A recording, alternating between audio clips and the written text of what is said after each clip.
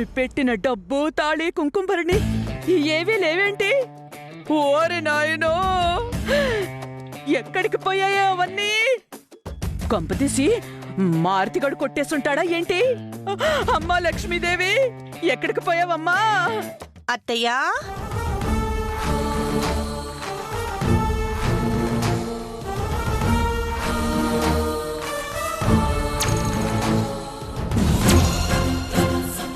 దేనికోసమో టెన్షన్గా వెతుకుతున్నట్టున్నారు. అవునే సీత, నేను కష్టపడి కూడబెట్టుకున్న సొమ్ము ఇక్కడే దాచుకున్నాను, అది కనిపించట్లేదు. సొమ్మంటే బీరువాలో పెట్టుకోవాలి కానీ ఇక్కడెందుకు పెట్టుకున్నారు? అది చిన్నప్పటి నుంచి ఇలా పెట్టడమే నాకు అలవాటై చచ్చింది. ఇప్పుడు అవి కనబడి చావడం లేదు. అసలే నా కష్టార్జితం. మీ కష్టార్జితంతో దాచుకున్న సొమ్ములు ఇవేనేమో చూడండి.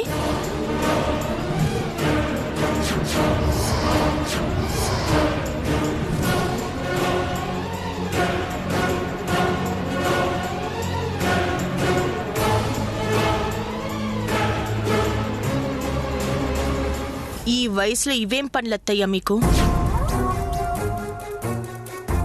ఇలా ఇంట్లో వస్తువులు దొంగతనం చేయడానికి మీకు సిగ్గుగా లేదా? రామరాజు గారు మీకు అమ్మ స్థానం ఇచ్చి ఇంట్లో పెట్టుకున్నారు. మీరు ఈ డప్పు కొట్టేసి రాజన్నేని దొంగం చేశారు. పాపం దాక్షాయిని తాళిని మీరు కాజేసి తనని మాటలు అనిపించారు. ఈ తాళిలో మీరు బంగారం ఖరీదు చూసారే కానీ వెలకట్టలేని మాంగళ్యం విలువను చూడలేకపోయారు. అలాగే ఇప్పుడు కూడా సిగ్గు విడిచి నాని తన భార్యకి గిఫ్ట్గా ఇచ్చిన నెక్లెస్ను కూడా కొట్టేశారు.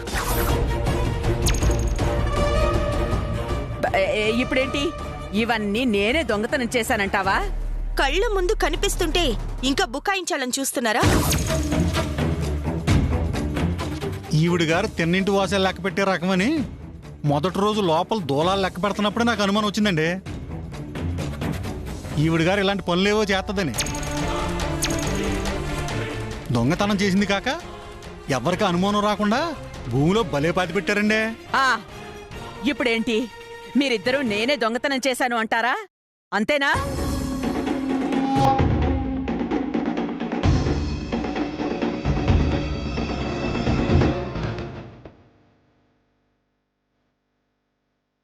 ఇప్పుడేంటే సీత, ఇప్పుడు నేనే దొంగతనం చేశాను అంటారు, అంతేనా? అవును, నేనే దొంగతనం చేశాను.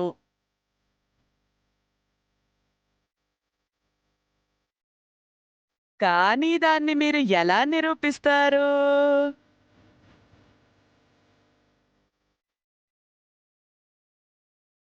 పోయినసార్లాగానే నన్ను బయటికి పంపడానికి నువ్వే దొంగతనం చేసి మారుతితో పథకం పన్నావు అని దబాయిస్తాను. నిన్ను రామరాజుతో ఇంట్లోంచి బయటికి గెంటిస్తాను.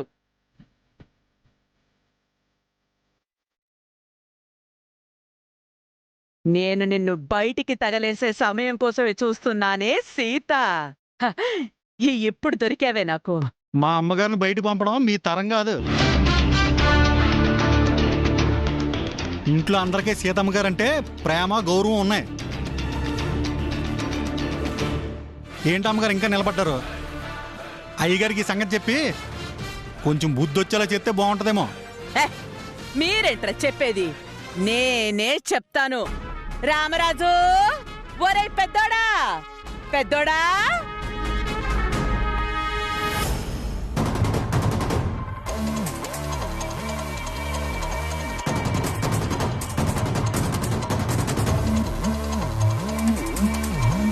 రామరాజు, ఒరే పెద్దోడా, పెద్దోడా, రామరాజు, ఎక్కడున్నావురా? రామరాజు,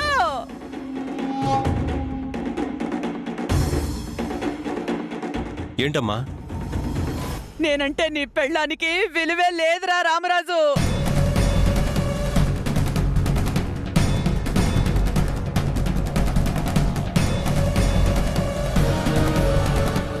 ఈ పనుడితో కలిసి నన్ను దొంగని చేసి ఇంట్లోంచి బయటికి పంపించాలని చూస్తోంది. అనవసరమైన నిందలు వేయాల్సిన అవసరం నాకు లేదత్తయ్యా. ఏమండి, ఇవన్నీ అత్తయ్య దొంగతనం చేశారు.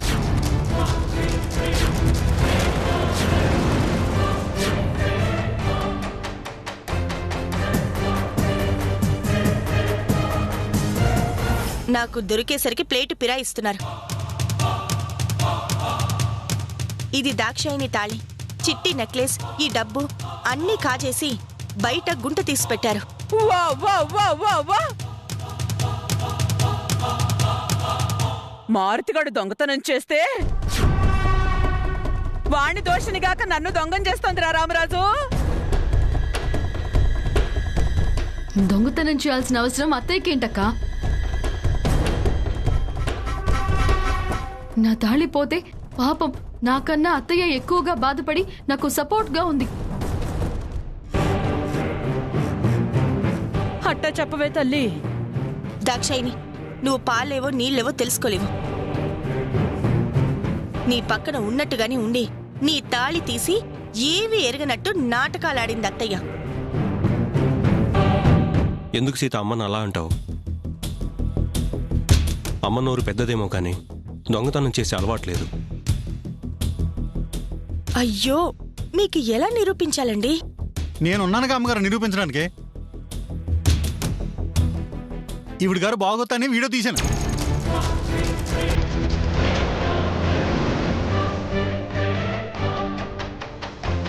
చూడండి గారు.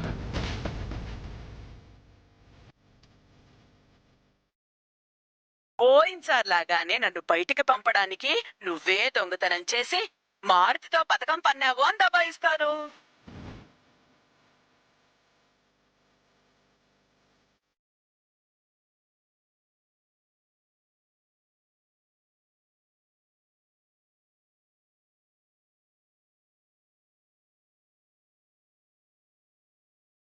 నేను నిన్ను బయటికి తగలేసే సమయం కోసమే చూస్తున్నానే సీత.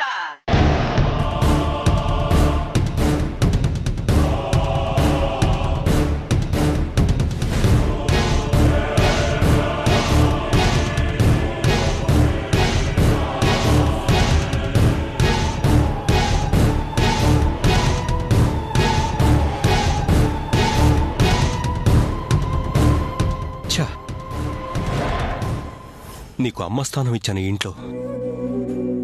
నువ్వు అందరి మీద నోరు పారేసుకుంటున్నా, వీళ్ళందరూ ఎంతో బాధపడుతున్నా నీ విలువ తగ్గకుండా చూశాను. అదే గౌరవాన్ని ఇస్తూ వచ్చాను.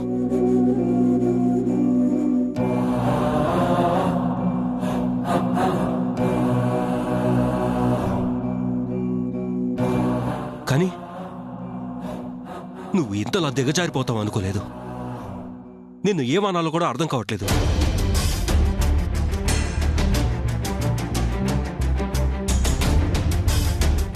ఏమే ముసల్దానా, నా తాళి కొట్టేసి అందరితో నన్ను తిట్టిస్తావా? బాధపడ్డట్టు నాటకమాడి నన్నే మోసం చేస్తావా? సిగ్గులేదు?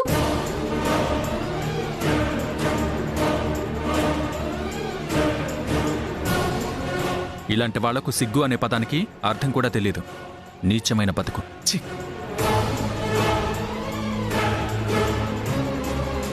ఓసి దొంగ మొహందానా, నా నెక్లెస్ దొంగతనం చేసినవా? నీ కంట్లో కారం కొట్టా. ఇలాంటోళ్ళకి కంట్లో కారం కొడితే బుద్ధి రచ్చుట్టి ఒళ్ళంతా కోసి కారం పెట్టాలి.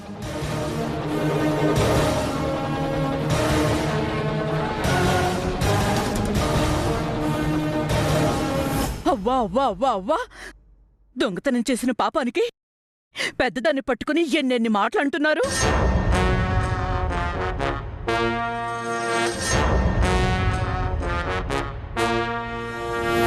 నిజానికైతే తన్నాలి. ఆ పని చేయలేదు, సంతోషించు.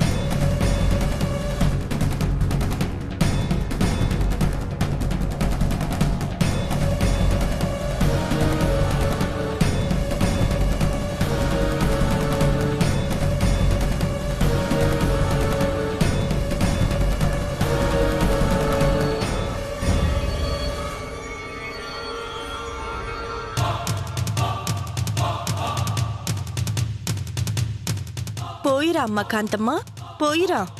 ఇంకా ఇక్కడే నిలబడ్డవేంటి? ట్రంకు పెట్టి పట్టుకొని బయలుదేరు. నన్ను వెళ్ళమనడానికి నువ్వెవత్తివే?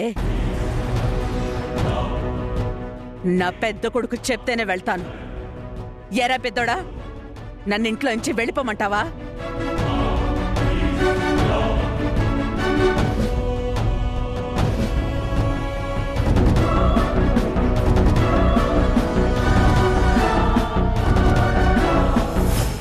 ఈ ముసల్దానికి మాటలతో చెప్తే పోదక్క. రోకలు బండ తెస్తానుండు, 4 తగిలించి పంపుదాం. ఏమొద్దే, ఏమొద్దు. ఈ దరిద్రం కొంపలో ఉండాల్సిన కర్మ నాకేంటి? మీరే కొట్టుకుని చావండి. తొందరలోనే రామరాజు కుటుంబం సర్వనాశనమవుతుంది.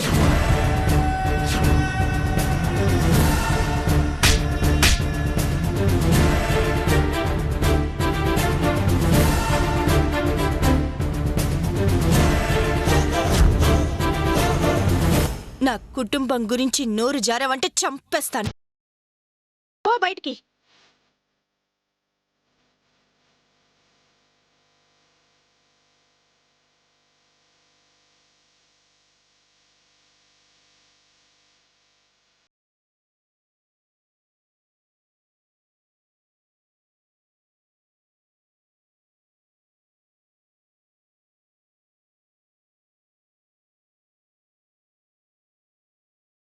ఆగు.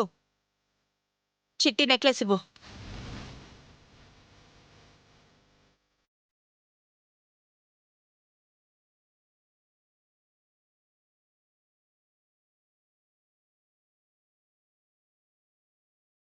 తేడా వదిలింది. అమ్మయ్యా, దరిద్రం వదిలిపోయింది. ఇక నుంచి ఇల్లు సంతోషంగా ఉంటది.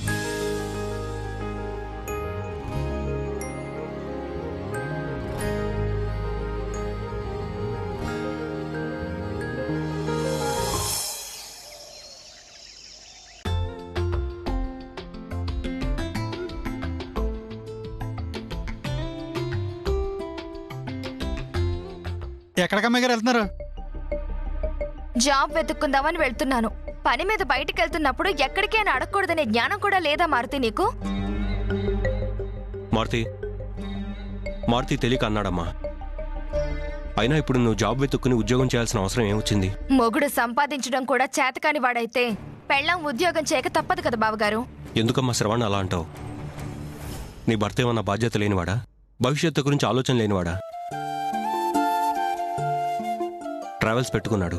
అది పికప్ అయి లాభాల బాట పట్టాలి అంటే కొంచెం సమయం పడుతుంది. కాస్త ఓర్పు వహించు సరస్వతి. ఇప్పుడు ఓర్పు వహించి తర్వాత నష్టం వస్తే తల పట్టుకునే బదులు అదేదో ఇప్పటి నుంచే సంపాదన మొదలు పెడితే అప్పటికి ఉపయోగపడుతుంది కదా. నష్టాలు వస్తాయని ఎందుకు అనుకుంటున్నావు?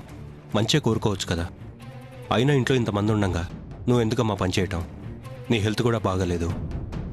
మనం కోరుకున్నట్టు జీవితం ఉండదు అని మీరే చాలాసార్లు చెప్పారు. ఇప్పుడు నా ఆరోగ్యానికి వచ్చిన తిప్పలు ఏమీ లేవు. నాకు ఒకరి మీద ఆధారపడి బతకడం అస్సలు ఇష్టం లేదు బావగారు. అందుకే నా దారి నేను వెతుక్కుంటున్నాను. అయినా ఇప్పటికిప్పుడు జాబ్ అంటే ఏం పర్లేదు బావగారు. నాకు డాన్స్ వచ్చుగా. 2 స్కూల్స్లో డాన్స్ క్లాస్ చెప్తాను. 10 మంది పిల్లలకు ప్రైవేట్గా చెప్పుకుంటాను. ప్లీజ్ బావగారు, ఇప్పటికైతే నన్ను వెళ్ళనివ్వండి. తప్పుగా ఏమనుకోకండి.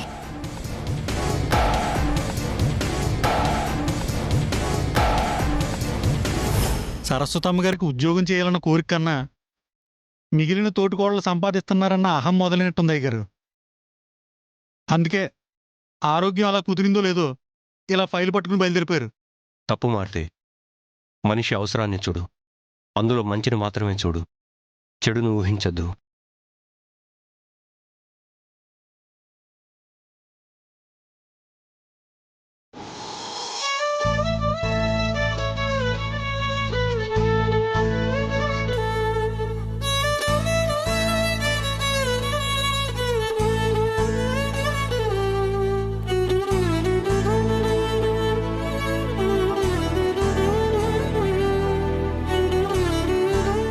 సార్ నా పేరు శ్రవణ్ సార్. నాకు ఏదైనా జాబ్ ఉంటే. ఒక్క నిమిషం ఉండు. అది కాదు సార్, ఏ పనైనా చేస్తాను. ఏంటి? కార్ డ్రైవర్గా చేయమన్నా కూడా చేస్తాను సార్. ఎలా వెళ్ళు సార్ సార్ ఏంటి ప్లీజ్ సార్. నీకే చెప్పేది వెళ్ళు.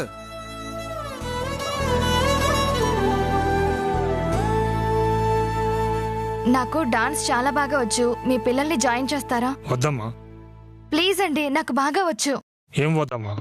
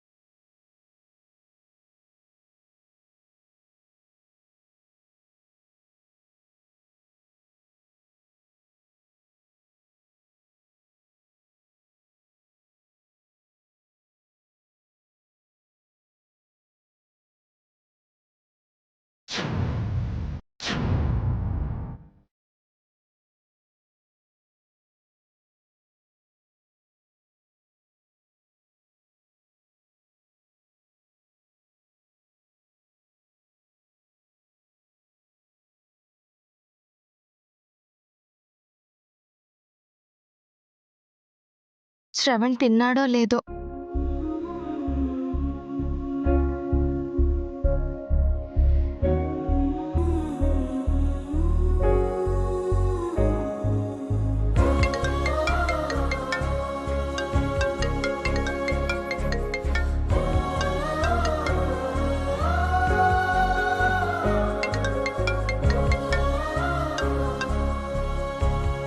చెప్పు సరస్వతి. ఎక్కడున్నావు శ్రవణ్? అది నేను ట్రావెల్స్లోనే ఉన్నాను. 2 కార్లు కస్టమర్స్ తీసుకెళ్లారు. ఇప్పుడు ఇంకో కారు వస్తుంది, వేరే లొకేషన్కి పంపించాలి. మరి నువ్వు తిన్నావా? నేను తినేసాను. నువ్వు? తినబోతూ నీకు ఫోన్ చేశాను. రేయ్, ఆ కారు వచ్చింది చూడు. దాన్ని తొందరగా వేరే పార్టీకి పంపించాలి.